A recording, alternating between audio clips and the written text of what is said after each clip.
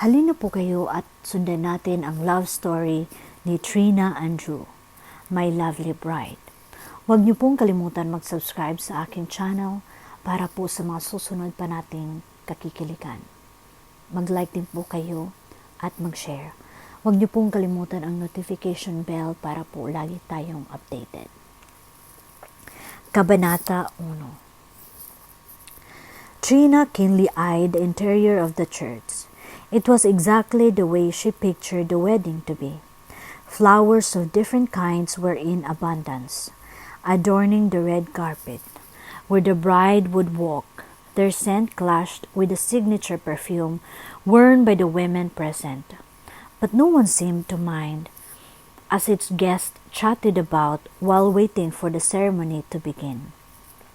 Almost anyone and everyone was there, dressed to the nines. Why wouldn't they? She thought. It was the formal union of a lovely couple coming from the two prominent families. After a few minutes, the sound of the pipe organ bellowed in the air. Then the wedding march began. It was a parade of loveliness and elegance. But what awed everyone was the sight of the radiant bride. A series of adorning sighs were heard as she gracefully strode down the carpet. A walk down the aisle, she thought. How long had she dreamed of the moment wherein she herself would walk down the aisle? She looked at the groom standing in front of the altar.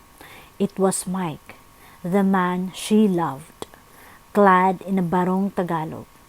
He had never looked so divine. He was smiling.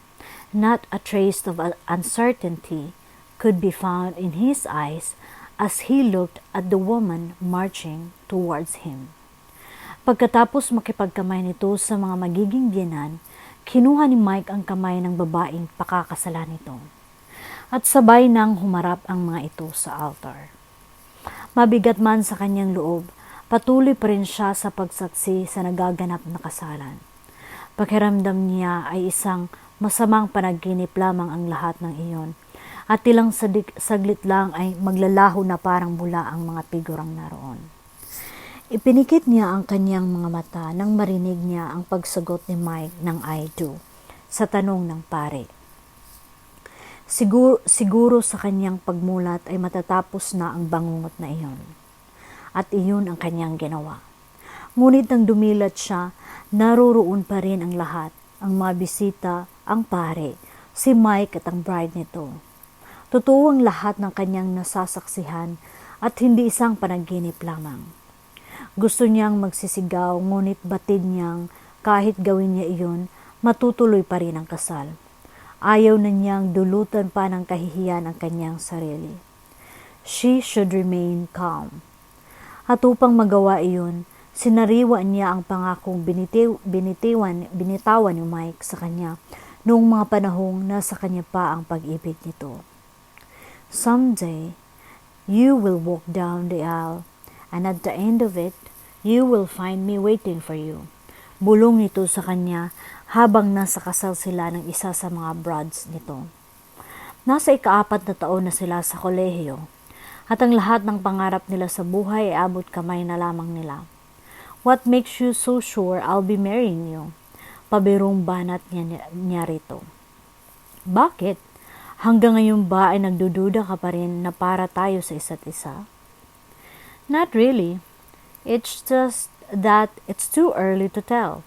But if ever I'll get married, you're the first candidate I have in mind. First?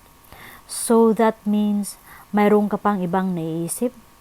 Magselos ba? Syempre wala no. Dapat lang. 3 to 4 years from now, you'll be Mrs. Michael Season. Napailing siya at nginitian niya ito. Mrs. Michael Season. Hindi niya napigilang ulitin. She liked the sound of it. It seems like you have it all planned. In fact, I have. I'm serious, Trina. Someday, we'll get married and have our own family with 3 kids. Tiningnan niya ang mukha nito.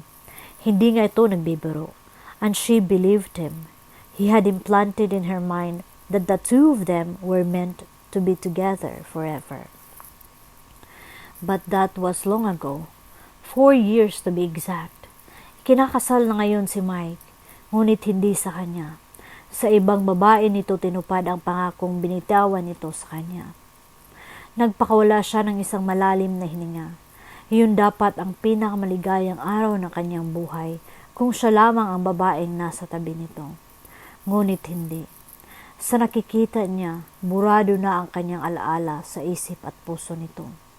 Batid niya, nang mga oras na iyon ay hindi ito naiisip na may isang katulad niya na nagdadalamhati.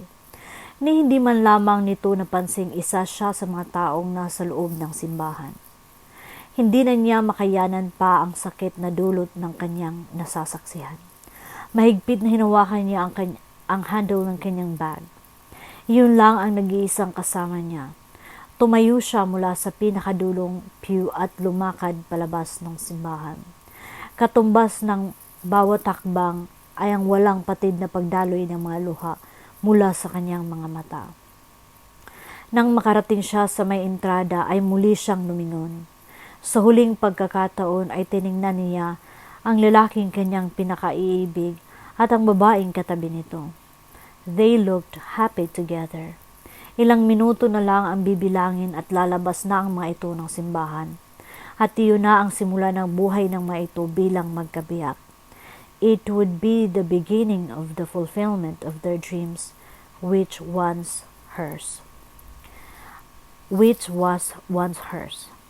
At sa kanya, iyon naman ang hudyat na kailanman ay hindi na niya makakamta ng kanyang pinakaasam na pangarap. Iyon ay ang maging asawa ni Mike at makasama ito habang buhay. She walked down the aisle, all right, but out of the church, alone and deeply hurt. Patuloy ang kanyang paglakad hanggang sa makarating siya sa sasakayan. Pumara siya ng taxi at sumakay roon. Habang nasa taxi, walang patid pa rin ang pagtulo ng kanyang mga luha. Manaka-nakang sumasagi sa kanyang balintataw ang masasayang sandali na kasama niya ang dating kasintahan. Napakaraming pangarap ang binuo nilang dalawa. Mga pangarap na inagaw ng ibang babae. Mga pangarap na bigla na lamang nawala sa isang iglap. Ngayon, tapos na ang kanyang pangangarap. Daig pa ng mga magkasamang sampal at suntok ang gumising sa kanya. She realized she shouldn't build her happiness around the person. The person who made her happy was now gone, leaving her with nothing but a baggage full of misery. She could not help herself. He's a silent curse on the man who brought her that unbearable pain. Pinahid niya ang kanyang mga luha sa kanyang mga namumugtong mata. Dapat na niyang tapusin ang pagluluksa ng kanyang puso. From that moment on, she vowed to herself she would not let anyone hurt her again. So, what do you think? Tanong ni Lana habang binabasa ni Trina ang proposal na nakapaloob sa kanyang hawak na itim na folder. Napakunot noo siya bago niya isinara iyon. Isa-isa niyang tiningnan ang 4 na mukha na nakapalibot sa mesa sa loob ng maliit na conference room kung saan sila naroroon. Halata sa mga ito ang pananabik sa sasabihin niya. Humugot muna siya ng isang malalim na hininga bago isinuwalat ang kanyang nasa isip. I know you people could think of something more creative than this, aniya. Sabay lapag ng folder sa ibabaw ng mesa. Tila may dumaang 12 anghel na nagsaboy ng panandaliang katahimikan sa loob ng silid. Hindi may pintang mukha ng kanyang staff sa sinabi niya. Alam niyang pinagpaguran ng mga ito ang pag-iisip ng concept at storyboard para sa isang commercial na naka-assign sa kanilang team, kaya ganoon lamang ang pagkadismaya ng mga ito nang hindi niya aprobahan iyon. What's wrong with it, Trina? Tanong ni Jed. Ito ang pinaka-senior sa kanilang team. Pinabalak niyang irekomenda ito for promotion sa susunod na taon. Yeah, Trins, we believe this is very appropriate for the product we will be launching. Giit naman ni Troy. Ito ang staff niya na Hihinangayan ng maraming kababaihan ang kagwapuhan dahil iba ang sexual preference nito. Tumayo siya mula sa kinaupuan at naglakad-lakad palibot sa mesa. Like a vulture encircling its prey. Iyon ang deskripsyon ng kanyang malapit na kaibigan at kasama sa trabaho na si Grace sa gawain niyang iyon. Not that her personality was similar to that of a vulture. She was just a toughie, a no-nonsense person who just wanted to bring out the best in her staff and in her craft. Okay, you want to know why I don't approve of the idea. First, it's a wedding theme. Ilang commercials ba ang lumalabas na may ganitong theme kada taon? Napatingin sa Kesame si Candy, ang pinakabata sa kanilang grupo. Tila nagsasagawa ito ng mental count para masagot ang tanong niya. See, you don't remember dahil napakarami. And that, my dear colleagues, is the main reason why I don't approve of it. Masyadong generic na ang storyline. Bride walking down the aisle with her long, fabulous hair flowing. Geez, masyado ng gasgas yun. We're launching a new product here, people. Think of something innovative. Yung madali ang recall. Yung tipong pwede pang magka-sequel. She could see some of the heads were beginning to nod. So okay, we're trashing this one out. Do you have any suggestion in mind? Sabat ni Lana. Well, like what I've told you guys before, hindi lang magagandang dalaga ang dapat nating i-target dito. We should focus on ordinary people with ordinary lives, but with an interesting story to tell and how this product could make a difference in their lives. Sukat doon ay nagpatuloy na siya sa pagbibigay ng ideya. From there on, ideas began pouring in. Hindi na nila namalayan ng oras dahil sa ginagawa nilang brainstorming. Nang mayroon ng magandang resulta ang meeting, noon lang niya napansing pasado alas 5 na ng hapon. After wrapping up the concept they would work on, she immediately adjourned the meeting. It was a Friday, and it was a crime to keep her staff in the office. She knew each one of them would be going out. Kahit na istrikto siya pagdating sa trabaho, marunong din naman siyang makisama sa mga ito. Pabalik na siya sa kanyang cubicle nang marinig niyang tinawag ni Grace ang kanyang pangalan. Kaibigan niya ito noong nasa college pa lang sila. At nagtatrabaho rin ito sa advertising firm na iyon bilang account executive. Pumasok siya sa loob ng cubicle nito at umupo sa silyang nasa harap ng mesa nito. Akala ko ba may client call ka ngayon? Why are you still here? It was cancelled. By the way, may lakad ka ba ngayon? Magpapasama sana ako sa iyo. Bibili lang ako ng shoes para sa kasal ni Arlene. Noon lang niya naalalang malapit na ang kasal ng isa sa mga kaibigan nila sa kolehiyo. This coming Sunday na pala yun. Yap, may regalo ka na ba sa kanya? Tanong uli nito. Wala pa. Tumaas ang isang kilay nito. Her friend knew her too well. Trins, wag mong sabihing wala kang balak pumunta sa kasal niya. Tumanggi ka na ngang maging abay ng tao tapos hindi ka papupunta. You promised her you will attend her wedding. She'll be expecting you. I only said that para matigil ng pangulit niya sa akin nung shower party niya. Besides, hindi naman kawala ng presensya ko sa araw na iyon. You know I hate going to weddings. They bore me to death. Napailing na lamang ito. Hanggang ngayon ba, Trins? Hindi mo pa rin nalilimutan ang nangyari sa inyo ni Mike. It's been what? 2 years? And I could still sense bitterness in your voice. You just have to forgive him so that you could move on. Mike. Napakunot siya nang marinig ang pangalan nito.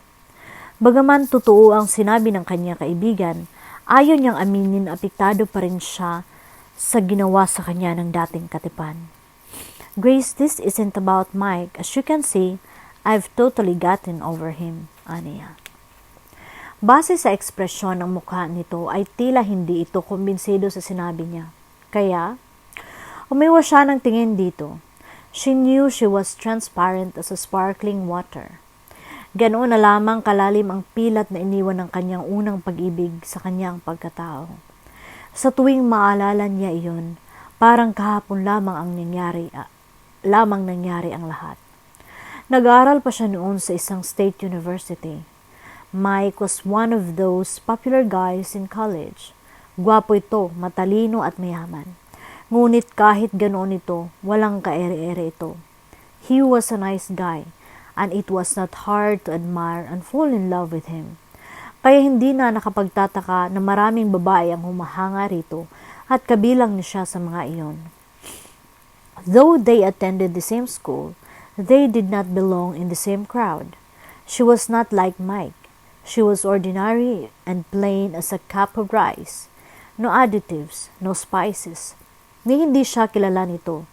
At kahit pinagpantasyahan niya ito gabi-gabi, hindi sumagi sa kanyang isip na posibleng maging boyfriend niya ito balang araw. Ngunit talagang walang imposible sa mundo. Without resorting to desperate moves, she met him. Nagtatrabaho siya bilang part-time sa isang flower shop. Minsan ay bumili si Mike ng mga bulaklak doon at nakalimutan nito ang sukli nito.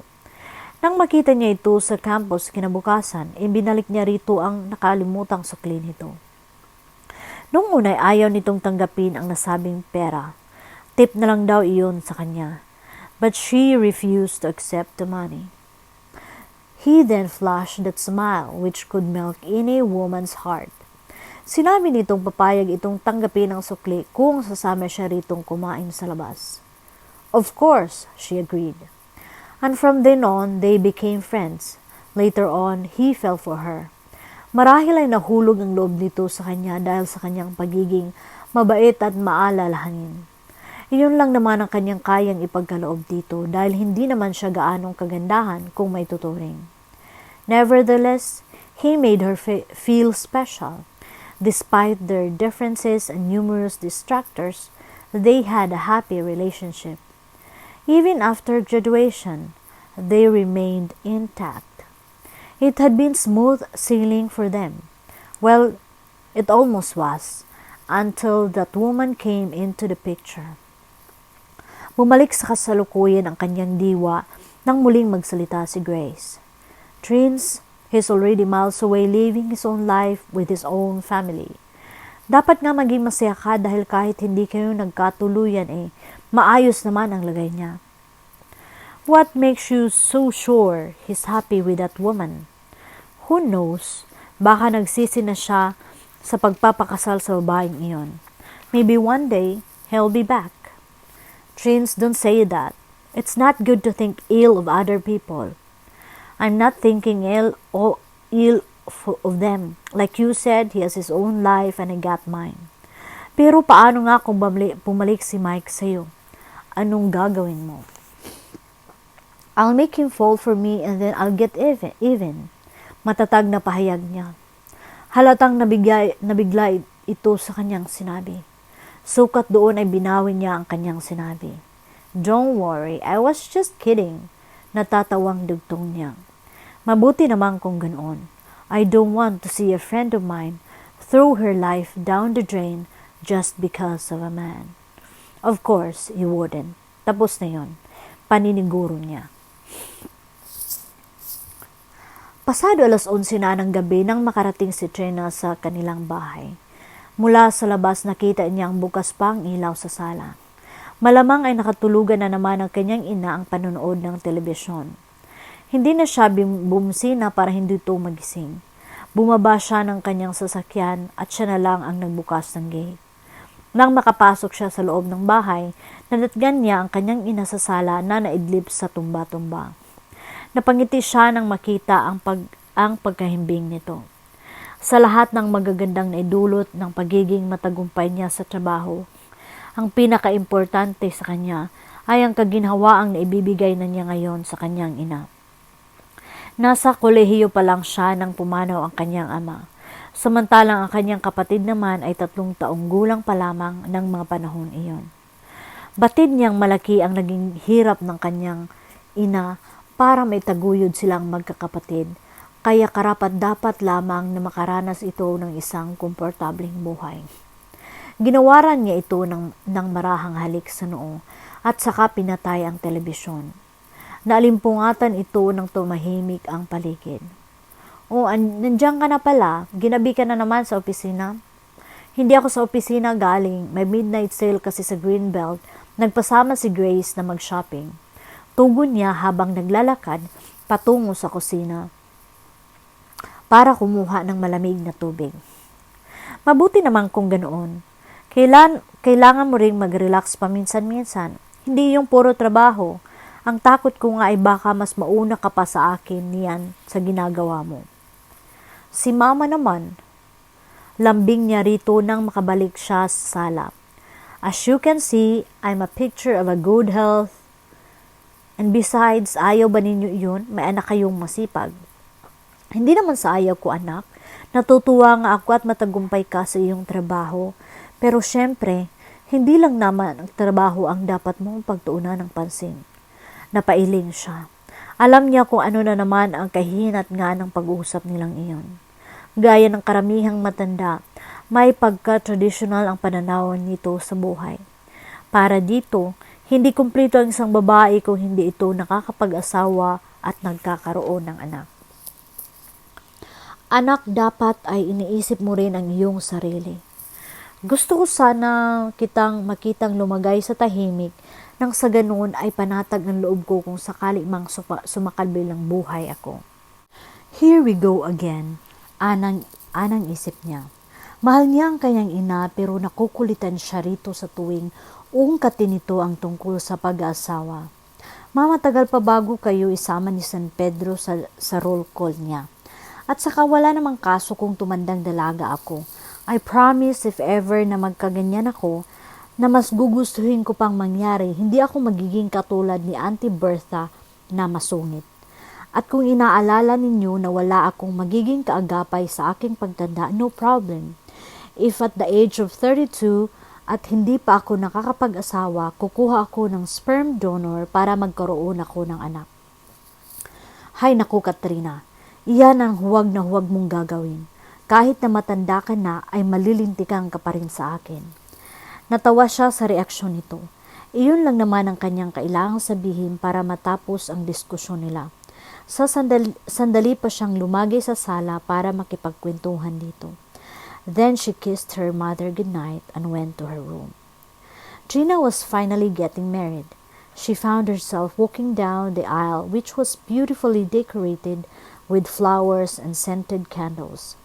As she got near the altar, she could see her groom waiting for her. She could not clearly see his face because he was facing the other side. Nevertheless, she knew it was Mike. Who else would it be? When she reached the front of the altar, her groom turned around. She gasped when she saw it was not Mike. It was a different guy. He was smiling sweetly at her as he reached for her hand. Dapat ay magdalawang isip siyang ibigay iyon dahil hindi naman ito ang nasa isip niyang makakaisang dibdib. Odd as it seemed, she was not at all alarmed. She smiled back. Without hesitation, she gave her hand to him. Napaiktad siya sa kinahihigaan. She was dreaming again. Dreaming of the same person. Makailang ulit nang nagpakita ang estrangherong iyon sa kanyang mga panaginip. Napanaginipan na niya ito na iniligtas siya sa pagkalunod. Minsan naman ay magkasama lang sila nito at nag-uusap. At marami pang ibang senaryo na hindi na niya matandaan. But there was one dream she just could not forget. It was the time she dreamed they were making love. It seemed so vivid she was even panting when she woke up. But even though that unnamed person had been in her thoughts for numerous times already, still she didn't have a clear picture of his face. One thing was for sure, it was not Mike. Whoever he was, it seemed like his only purpose was to thrive in her unconscious. Hinaplos niya ang kanyang mukha at tumayo kapag daka. Nagsindi siya ng sigarilyo at naghit-hit buga. Hindi kaya nababaliw na siya sa pangunguliya kay Mike. kaya pati ang utak niya ay gumawa na ng isang karakter na para iparating sa kanya nakalimutan na niya ito. No, aniya sa sarili. She refused to believe she was going insane. Those were just dreams. It might be an indication of some unresolved conflict within her, but it didn't mean she was going crazy. Despite the tremendous pain she had experienced, she was still very much in touch with reality. Hindi katulad ng nangyari sa kanya 2 taon na ang nakakaraan nang magpaalam sa kanya si Mike.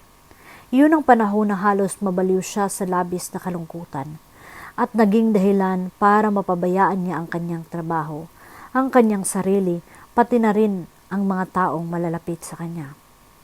Anak, bumaba ka na at kakain na tayo. Nagluto ako ng bulalo at relyenong bangos. Tawag sa kanya ng kanyang ina mula sa labas ng silid. Mauna na kayo ma, busog pa ako. Nang mga nagdaang araw, iyon ang nakasanayan na niyang isagot dito sa tuwing tatawagin siya nito para kumain. Simula nang makipagkalas sa kanya si Mike, ayaw muna niyang makihalubilo sa kahit kanino. Mas gugustuhin na lang niyang mag-isa kaysa makita pa ang iba ang kanyang kalungkutan. Walang kaabog-abog ay pumasok ang kanyang ina sa loob ng silid. Ano ka bang bata ka? Ano ba ang balak mong gawin sa buhay mo? Magkulong sa kwartong ito at maging miserable? Ilang araw ka nang hindi pumapasok, pati ang trabaho mo napapabayaan mo na. Tingnan mo nga ang sarili mo, Katrina. Hanggang kailan mo ba gaganyanin ang sarili mo? Galit man ang tono nito, batid niyang dalalang iyon ng sobrang pagmamalasakit nito sa kanya. Mahayaan na lang ninyo ako, gusto kong mapag-isa. Matagal na kitang pinagbibigyan, Katrina. Akala mo ba? Hindi ko alam ang mga pinagagawa mong pagsunod-sunod at pagtawag-tawag kay Mike. Pero hinayaan lang kita dahil naisip kong matatauhan ka rin. Hindi na niya itinatuwa pa ang sinabi nito. Totoo naman ang lahat ng iyon. Ilang araw din niyang sinundan ang dating kasintahan sa opisina nito, sa bahay, pati rin sa mga lugar na madalas napuntahan nito. Noong una ay pinakikihirapan siya nito. Kinausap na kung maari ay maging magkaibigan na lamang sila. Pero tumanggi siya. Hindi ang pakikipagkaibigan nito ang nais niya, kundi ang pagmamahal nito. Marahil ay nagsawa na rin ito sa pagrarason sa isang taong sarado na ang isip sa katuwiran, kaya tuluyan na siyang iniwasan nito. Pero hindi iyon ang makakapigil sa kanya.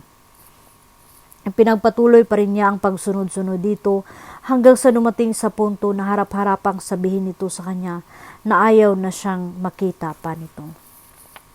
Anak, bakit hindi mo lang tanggapin na hindi siya para sa iyo? Maalam ng Diyos na sinubukan ko, pero ang hirap, talagang mahal ko siya, mahal na mahal. Kasabayan yun ang paglandas ng mga luha mula sa kanyang pagod ng mga mata. At anong mas madali? Ang sirain ang buhay mo ng dahil lamang sa isang lalaki? Hindi na niya sinagot ang tanong nito. Hindi nito lubos na nawaan ang kanyang pinagdaraanan. Her mother and her friends could all reason out with her to death. But she would not budge, for she believed she and Mike were meant to be. For many days and nights she waited for him. Umaasa siyang isang araw ay pupuntahan siya nito at sasabihing nagkamali ito sa pagtuon ng atensyon sa iba at siya ang tunay na mahal nito. She waited and waited, but it was all in vain. He never came back to her. Hanggang sa mabasa niya sa dyaryo ang tungkol sa nalalapit na kasal nito. Sandaling naglaro sa kanyang balintataw ang alaala ng araw na ikasal ito. Hanggang maiiwasan niya, ayaw na niyang alalahanin pa ang bahaging iyon ng kanyang kahapon. She didn't want to experience again the hurt even in her thoughts. Ipinangako niya sa sarili na kailanman ay wala ng lalaking pwedeng makapanakit sa kanyang damdamin. Past, present, or future, no one could hurt her ever again. Trina decided to attend her friend's wedding after all. Well, in a way she did. She did manage to catch a glimpse of the ceremony. But after expressing her congratulations and giving her gift, she decided to leave. Though she was happy for her friend, the aura of romance and glee in the air seemed too much for her to take. Maybe she did not want to see what she had been missing. Pagkatapos magpaalam kay Grace at sa ibang kaibigan nila na naruroon sa bulwagan ng hotel, pasimpleng umalis siya ng reception. Hindi na siya nagpaalam sa mga bagong kasal na masayang nakaupo sa ilalim ng makeshift na gazebo na nasa gawing unahan ng reception area. Habang nakasakay sa elevator, iniisip niya kung saan siya pwedeng pumunta para magpalipas ng oras. Hindi siya maaaring umuwi ng ganoong kaaga. Pihadong puputaktihin siya ng mga tanong ng kanyang ina kung bakit umuwi siya agad. Nang makababa siya sa lobby, dinala siya ng kanyang mga paa sa piano bar. Dahil mag-alas 6 pa lamang, kakaunti pa lang ang mga parokyanong naroon. Naisip niya doon na lang magpalipas ng 1 o 2 oras. She got herself a table on one side of the room and then ordered a cocktail drink. She was not in the mood to eat anything.